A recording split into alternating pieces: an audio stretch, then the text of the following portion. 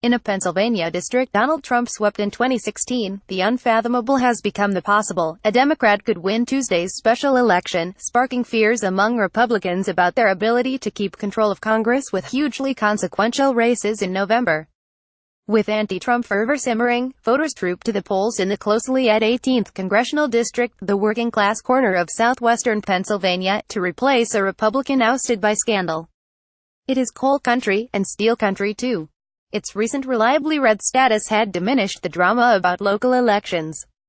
Suddenly it's under a political microscope, with the battle between culturally conservative Trump-backed State Representative Rick Saccone, 60, and Democratic newcomer Conor Lamb, a 33-year-old former prosecutor and U.S. Marine lawyer, taking on national implications. If the Democrats are able to come close, or win this, it will send shockwaves across the political world.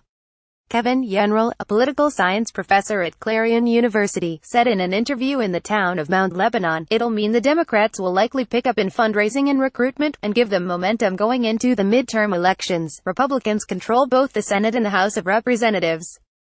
Analysts say that if White House chaos continues and Democratic field action surges, Democrats have a chance of flipping both chambers in November.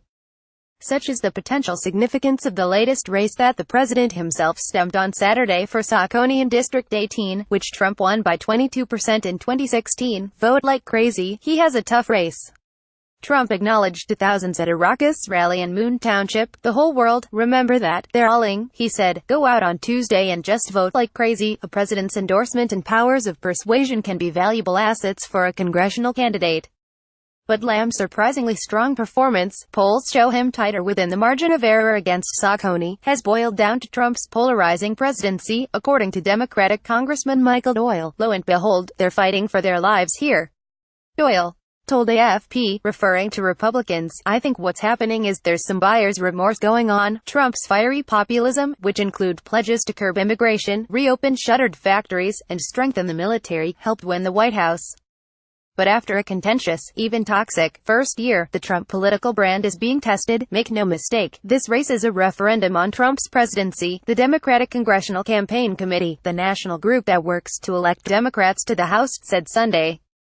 Republicans have pumped millions of outside dollars into the race, overwhelming the Democrats by 7-1, Yenerall said. But Lamb's local campaign has pulled in more money than Saccone's, and is riding a tide of grassroots enthusiasm that has brought Lamb within striking distance of his more experienced opponent. His army of volunteers has fanned out, knocking on doors, pressing into areas once considered so conservative that a Democrat could have little hope of breaking through.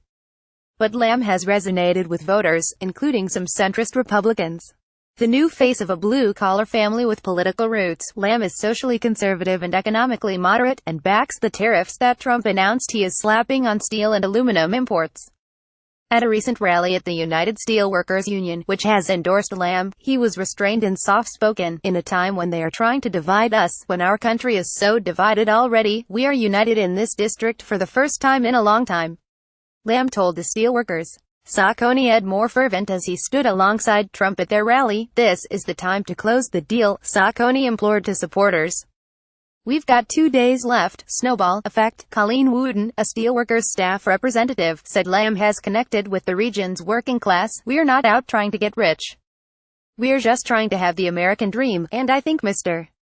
Lamb understands that and is going to bring our message forward," she said. "And if we can win big in our state, we can start a snowball effect." Democrats could be forgiven for fretting about Tuesday's outcome. Their candidates made strong showings last year in special congressional elections in Georgia, Kansas, and Montana, but ultimately fell short in those Republican strongholds.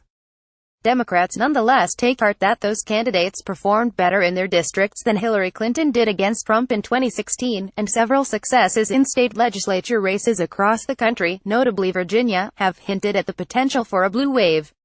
Some local Republicans suggested Democratic exuberance might be misplaced once again. Armand Castelli, a 58-year-old insurance agent from Pittsburgh, gave Democrat Lamb credit for having a fairly decent resume, but suggested it would not be enough to upset Saccone, or to trigger a national political shift. "Let's see what happens on Tuesday," Castelli said. Copyright Agence France Presse.